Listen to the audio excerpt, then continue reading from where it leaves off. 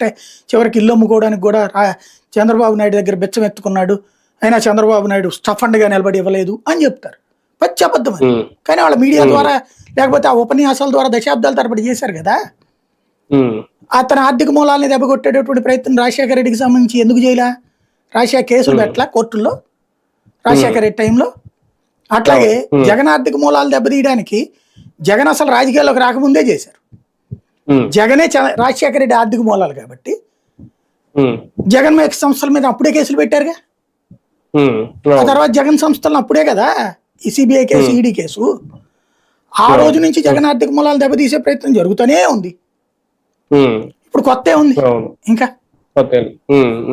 అంటే నెక్స్ట్ భారతీ గారిని ఏమైనా టార్గెట్ చేస్తున్నారా ఈ అంశంతో? నాకు తెలిసి చంద్రబాబు గారు కానీ లోకేష్ గారు కానీ కాస్త తెలివైన వాళ్ళు లేడీస్ జోలికి పోరు. భారతీయని అరెస్ట్ చేయడం కానీ, రోజాని అరెస్ట్ చేయడం కానీ, విడుదల రజనీని అరెస్ట్ చేయడం కానీ, లేడీస్ ని అరెస్ట్ చేయరు. ఇది నేను అనుకుంటున్నా. వాళ్ళ మీద రాస్తారు వార్తలు, వాళ్ళని బ్లేమ్ చేస్తారు, వీళ్ళ పత్రికల ద్వారా, ఇలా టీవీల ద్వారా, ఇలా సోషల్ మీడియా ద్వారా వాళ్ళని చాలా బద్నాం చేస్తారు. కానీ అరెస్ట్ చెయ్యరు.